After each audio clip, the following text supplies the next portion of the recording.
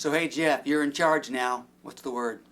Well, the first thing I would like to do is see the American family no longer engaged in wars.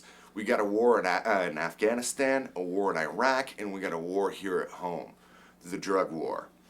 And really, the only way we're ever going to really solve this problem is Which problem do you mean? Well, the problem is in the legislature. I mean, we try to legislate everything out of this country, and next thing you know, 1% of our children are out of this country sitting in jails. And with that, you end up with the problem that you have people out working, paying to keep people in jail over silly little substances like marijuana, cocaine, crystal methamphetamines. Well, I got a question for you. Does drug use lead to other types of crimes? Well, desperation and not fitting in society and having no money leads to types of crimes. Now, when a substance is very hated and someone's taking the substance, they assume the society, by and large, hates them also. So then they lash out in violent crimes. Well, how do we control how people think? You're talking about the perception of people that may be involved in drugs. How are you, as the president, going to influence how their mind works? Well, it's more diffusing the anger and the fear. I mean, the drug war started 70 years ago and it's been running on negative momentum ever since. I mean, you watch the evening news and your average infotainment of the day is basically telling you to hate the drugs and hate the drug dealers and the gangsters in the urban centrals, when the truth is they're really the ones that suffer most from these policies to begin with. We're supposed to feel sorry for the drug users and the drug dealers?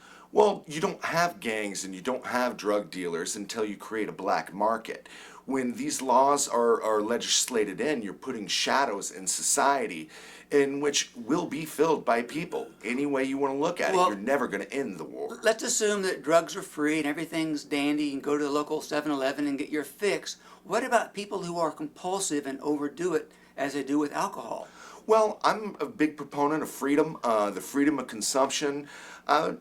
Basically, if you want to take something that's going to kill you, I'll tell you, hey, you take that. It's going to kill you, but that's fine. You got the right to pursue life and happiness. Well, is that the leadership that we expect in a president, or just your opinion? Or I expect more from a president, or am I wrong? Well, here's the biggest problem.